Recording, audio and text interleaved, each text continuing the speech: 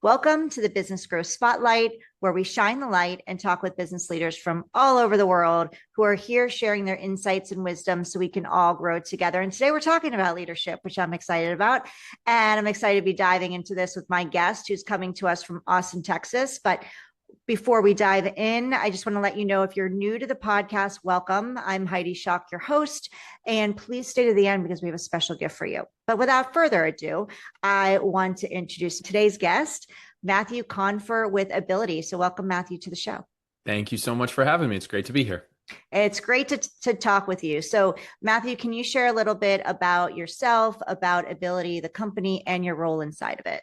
Yeah, so as you mentioned, I'm based in the Austin, Texas area, and I run the strategy team at Abilitie, and we are an experiential learning company. And what that means for us is simulated, gamified learning for professionals in about 50 countries around the world.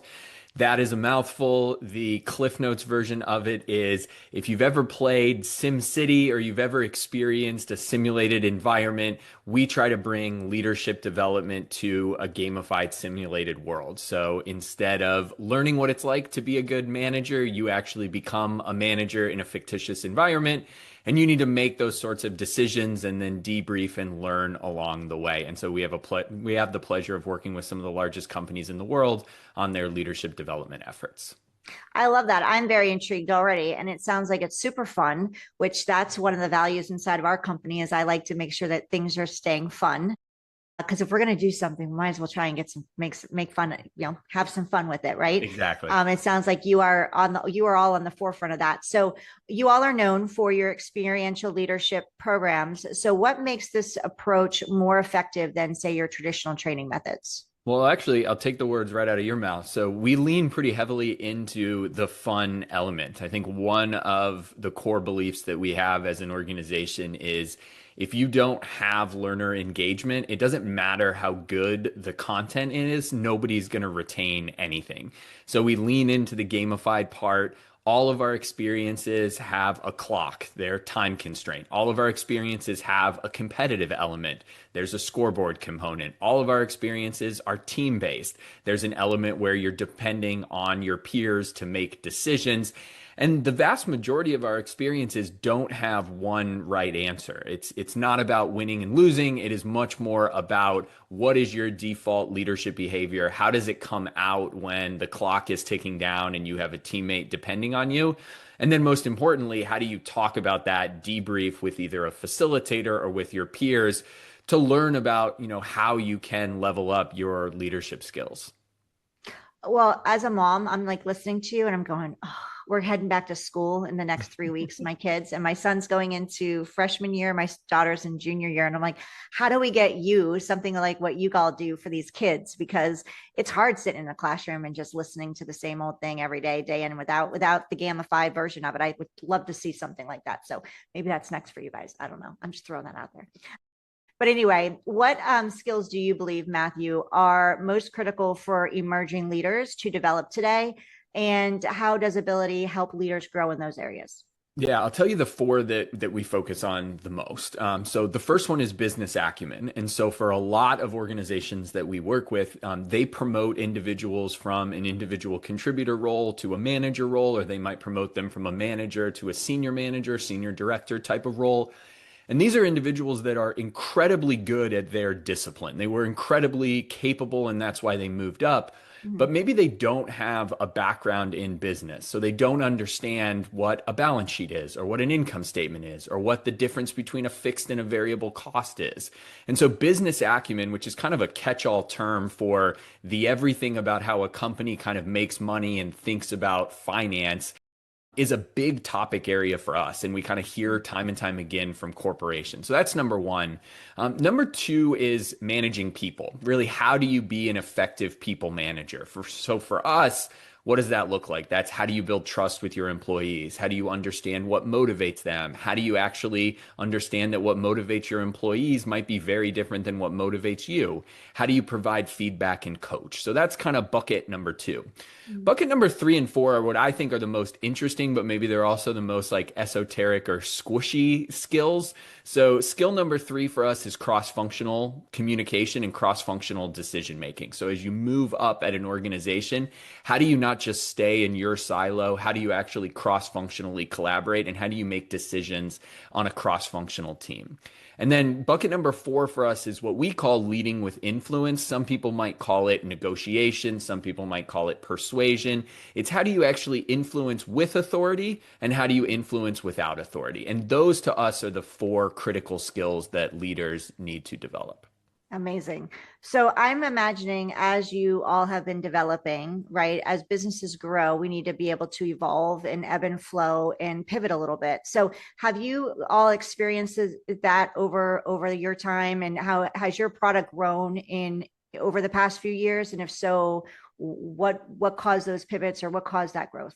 Yeah, it has been an incredibly interesting and exciting ride for us at Ability. So when I joined about 8 years ago, we were about 8 employees. And that was actually, in all honesty, from a personal perspective, part of the excitement for me. I had never worked for a small company. I spent about 10 years at Deloitte Consulting, a behemoth organization with 100,000 employees. And so I was pretty excited to start with a relatively small company. Over those 8 years, we've experienced a decent amount of growth. We're about 40 full-time employees now. We have about 115 contractors around the world who facilitate our simulations. And in that period, our product portfolio has grown a lot. When I started, we had, I think, 3 or 4 simulations.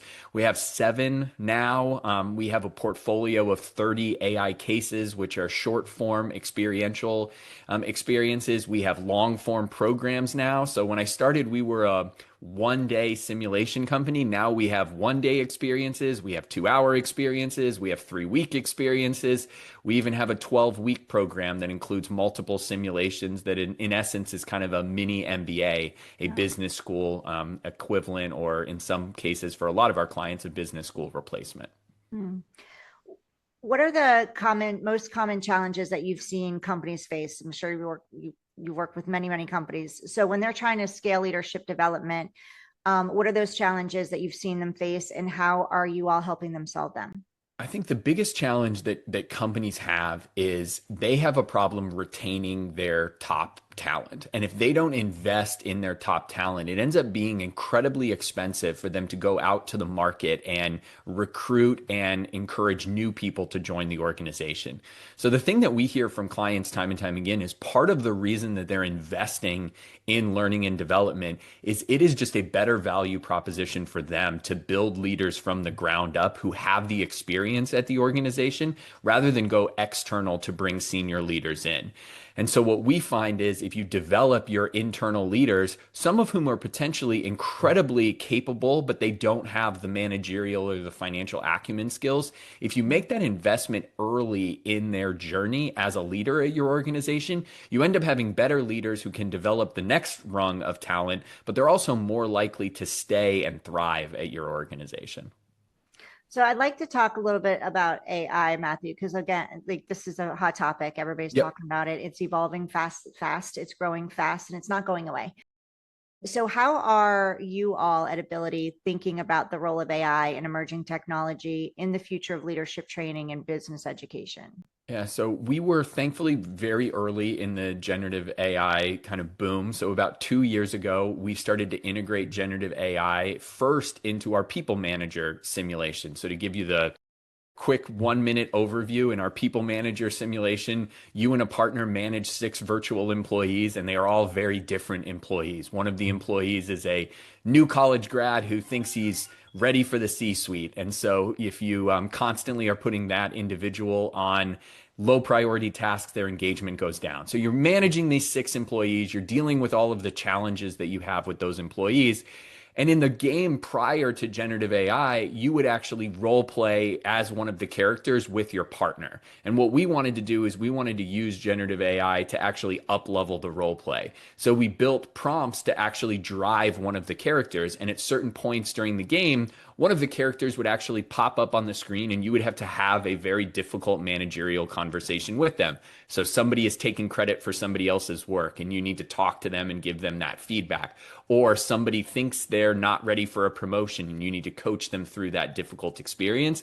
So the AI is actually driving the character, the AI is actually driving the feedback, and then you come back to the main experience and you still facilitate a debrief with the facilitator and also with your peers. So we're using generative AI very differently than other companies in our space. We're using it to enhance the human-centric element of training, not to be a standalone training tool. Wow, sounds really, really cool. I'm very intrigued, like I said. So, Matthew, what trends in leadership development are you seeing gain traction among forward-thinking organizations? So we've hit on the generative AI thing, and I think you can't go anywhere without hearing more about that. So I'll leave that one to the side because we talked about it a little bit already. I think the other trend that we're seeing is we're seeing a little bit of this like bifurcation in terms of short form experiences and then more longer form experiences. There was this big push back in the day to these like mini trainings, like how can you get like bite-sized training? How can you learn how to be a good leader in 5 minutes or 10 minutes? And I think that trend has kind of gone away. How can you be a leader just via text message training? We're actually seeing companies that want to invest in longer form experiences, but there's a critical component to it. They have to be a cohort based experience. You have to go through the experience with your peers and go through all of the experiences with your peers together as a cohort. I think companies are leaning into how do you develop a substantial network for the high potential leaders at your organization? Well, one of the ways that you do it is you put individuals through a multi-week or multi-month program where they're going through different differentiated experiences with the same people over that experience. So they're actually growing that bond. There was a big study that basically found that people are less likely to leave your organization if they have friends at their organization. And companies are actually leaning into using training as a way to develop those bonds or those friendships with their top leaders. So, what type of organizations would be the best fit for you and vice versa that would get the best results from your product? Are you pretty agnostic or is it like a certain niche that would be best suited for your product? Very, very agnostic, which is, I would have to say, both a good and a bad thing. Sometimes it's bad when your addressable market is any organization with people. Sometimes it's better to have a little bit more of a, we only work with pharmaceutical companies or technology companies. We work with everybody from General Electric to Johnson and Johnson to Marriott Hotels to Southwest Airlines. And so we kind of run the gamut. And part of the core thesis is there are fundamental leadership principles or leadership skills that are necessary no matter the industry that you operate in. How you manage people, how you understand what drives the business from a numbers perspective, and how you cross-functionally collaborate and influence others are skills that are applicable no matter what industry you're in. So, how are then, if you, since you are pretty agnostic and you can serve a lot of different types of organizations, specifically though in the leadership arena, how are you getting visible? How are you getting in front of those companies in order to say, hey, like this is what we can do for you. We're here, and this is how we can support you in your management and in your growth? You know, marketing has always been a struggle, honestly, for us as an organization. We had 2 straight years of 40% growth. We've had solid growth in the 8 years that I've been here. And marketing has always been a challenge. And I think it's a challenge in the learning and development industry. What we find when we look at our clients at the end of the year, or specifically our new clients at the end of the year, the vast majority of them are actually generated from referrals, which I think is an incredible thing for our business, but it also speaks to a missing opportunity that we have to find ways to have net new clients who have never heard of us or never have anybody in their network who has found us. It probably won't surprise you that part of the reason I go on shows like this, or we frequently speak at conferences. I had the opportunity to speak on the TED stage in 2019. And so doing those types of things has been a big boom to our business. But suffice it to say, we're very proud of the fact that the chunk of our clients each new year is from referrals, but we need to do a better job. We still are a small company in a very large ocean of companies that are willing to help you with training and development. Yeah. So in the growth that you've had, gone from 8 employees when you started with them 8 years ago to over 40 now, and then you said 150, consultants out there, I think is the number that you gave us. What have been some challenges that you all have faced during that timeline, and how did you overcome them? We are still the size of a company that believes that we can all have input in every decision that is made. We're in this weird kind of, a lot of us that have been here for a while remember when it was 8, 10, or 15 people sitting around a table. And we're still at a size where everybody can kind of have input into a lot of the key decisions that the company made. In some ways, it might be easier when we're 200 people and it seems not likely that you could have an input into everything. We have an incredible team. We've hired incredibly well, exceptionally brilliant people. The biggest struggle that we've had, though, is sometimes kind of getting out of our own way and just making a decision that everybody buys into. We have a lot of people that have a lot of really good opinions, and that sometimes is a hindrance when people from other departments want say into everything else that is going on at the company. One of the ways that I think we've done a really good job of it is we've tried to kind of block out meeting times into when are we just informing people and when are we trying to make a decision. And if we're just informing people, we're not necessarily looking for input and everybody to share their 2 cents on how to change some initiative that we're working on. We're just informing the rest of the company that this is what we're doing. That's been a big change that we've made that I think has been beneficial. So what's next for you for Abilitie? Like what's on the radar, what big goals for the next 12 months? So we had this massive period of growth in 2021 and 2022. So we were one of the few experiential learning companies that could do fully virtual simulations. So unsurprisingly, when the world kind of moved to virtual work, that really helped us. So we had 2 straight years of 40% growth, and we kind of plateaued at that period in a good way. We didn't see ourselves go all the way back down to what our growth rate was before COVID, but we just kind of plateaued. In the last 2 years, the generative AI enhancements to our simulation, I think, have propelled another kind of really strong growth period. So our hope is global expansion. So I mentioned that we've delivered a simulation in 50 countries around the world. We actually opened up our first office outside of the US. So we have an office now in London. We also have a global partnership with a large company that does training for us in Southeast Asia. We opened up a consultative office in Dubai to focus on the Middle East. And we have seen massive global growth in our simulation offerings, different languages, different facilitators who can teach in different areas of the world. And so I think the next couple of years are also going to be a story of global growth for us. Yeah, that's super exciting. Congratulations. Thank you. Yeah, that's a lot happening.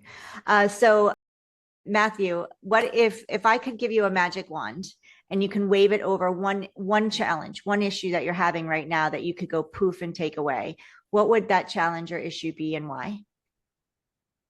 Wonderful question. I would say that we as an organization are a lot bigger than we were when I started. But in terms of brand recognition, it is a massive sea of companies in this space. And if I had a magic wand, I would try to amplify the message that experiential learning and gamified learning is just a much better way to try to teach leaders to step outside their comfort zones and really propel themselves to be better leaders for the people at your organization.